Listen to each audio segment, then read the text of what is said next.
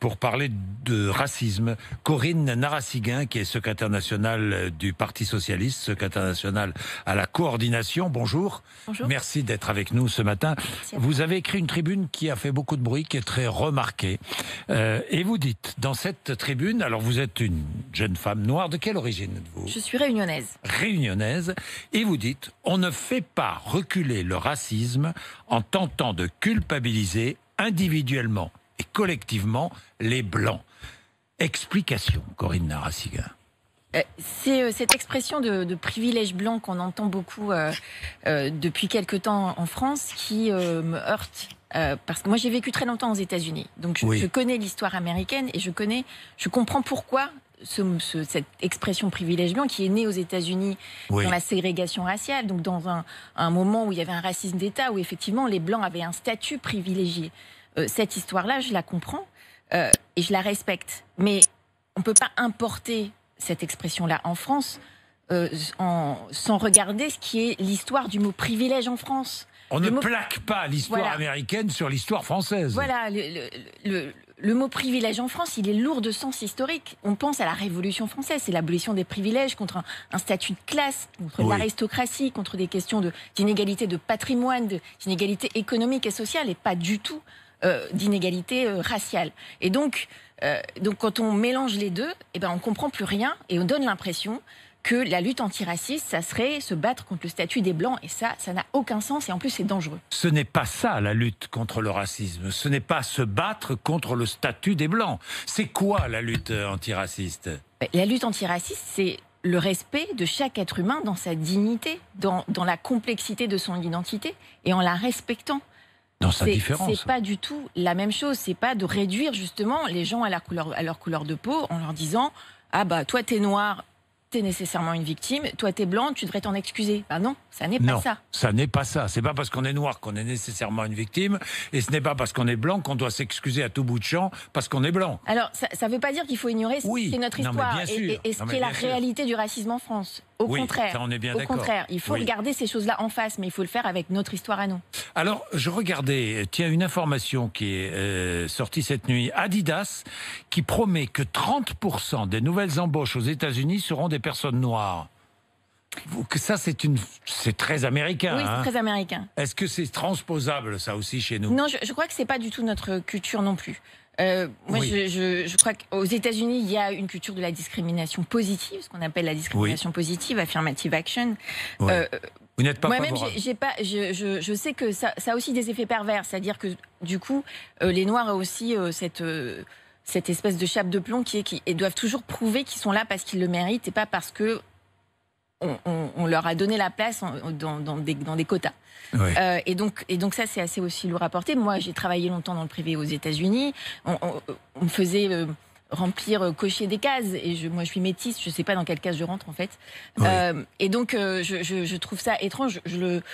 Je pense qu'il faut faire attention à...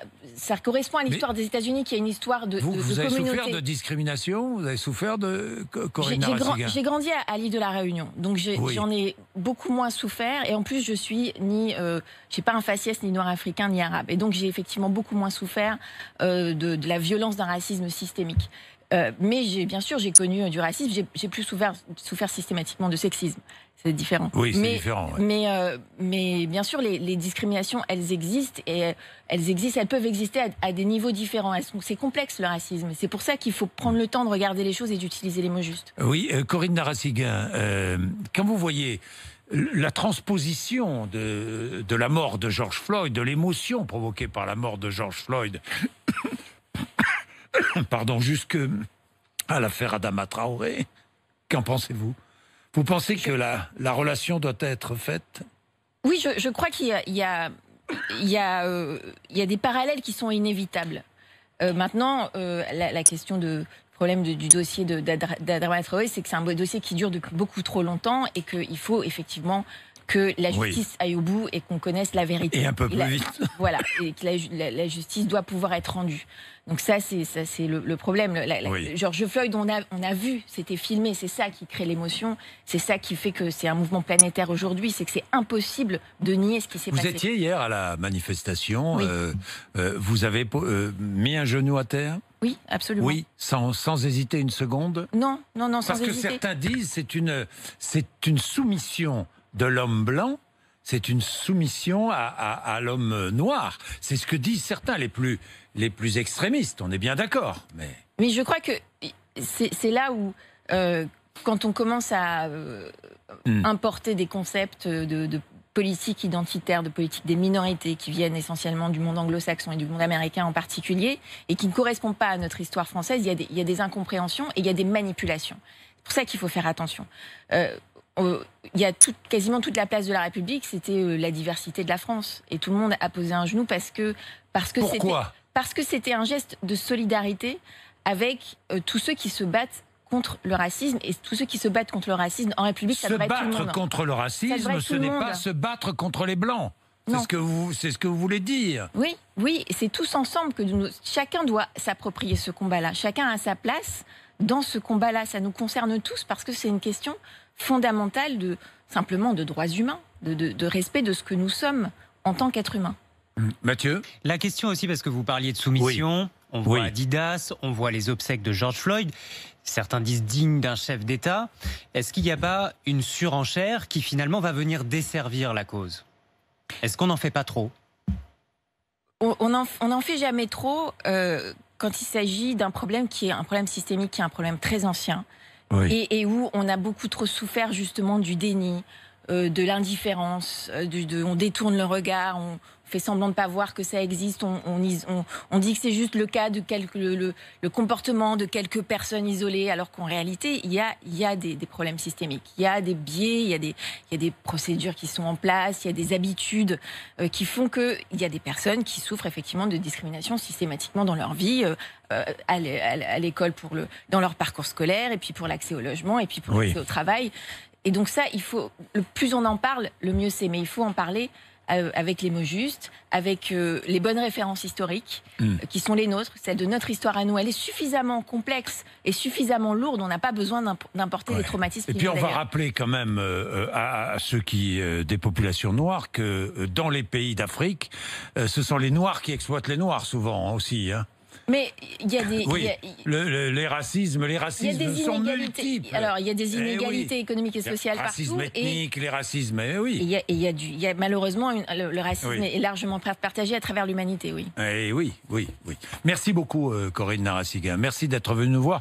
Petit instant de réflexion, ça vous fait réagir, j'en suis absolument certain. Alors, attendez, Bernard réagit, il est dans le Loiret. Bonjour Bernard. Bonjour Jean-Jacques. Qu'est-ce que vous vouliez dire à Corinne Narassiguin? Justement, je comprends tout ce qu'elle a dit à l'antenne. Je comprends sa situation, mais j'ai l'impression qu'elle ignore beaucoup de choses que les Noirs vivent en France. C'est-à-dire pour le privilège blanc, dire que le privilège blanc n'existe pas, peut-être officiellement il n'existe pas, mais pratiquement sur le terrain, il existe bien. Moi, je vous prends l'exemple de ma fille qui était en recherche de stage pour faire l'alternance. Donc, elle lance le dossier, elle est appelée par l'entreprise pour passer l'entretien. Comme elle parle bien français, le nom est franchisé, on se rend pas compte, on se doute pas que c'est une noire. Et le jour où elle se présente à l'entretien, on lui dit « Ah non, finalement, il n'y a plus de place, donc vous pouvez repartir. Voilà. » Ma fille fait intervenir sa copine qui est blanche, qui envoie le même dossier dans la même entreprise, elle est reçue. Et prise. Elle est prise. Corinne Narassiguin, c'est une remarque, Bernard. Tous les jours, des personnes noires vivent ça. Absolument, c'est une réalité. Il a absolument raison de le dénoncer, de s'en indigner. Mais ce que je dis moi, c'est justement, c'est que ne pas être victime de discrimination, ça n'est pas un privilège. C'est la normalité de la République. Le problème, c'est que la République ne garantit pas cette normalité pour tout le monde parce qu'il y a des discriminations. Donc c'est contre. Il faut pas. Le problème, c'est pas la discrimination positive, ça a du bien aussi. Non, je crois qu'il ne faut pas passer par les quotas, mais il faut qu'il y ait une prise de conscience pour que justement il y ait un effort qui soit fait pour que la diversité complète de la France on la retrouve notamment dans les entreprises, qu'il y ait des sanctions systématiques et qu'il y ait justement ce débat permanent sur l'existence de cette discrimination. Je remercie Bernard de nous avoir appelés. Merci beaucoup Bernard. Il est 7h21. Merci Corinne Narassiguin, 7h21.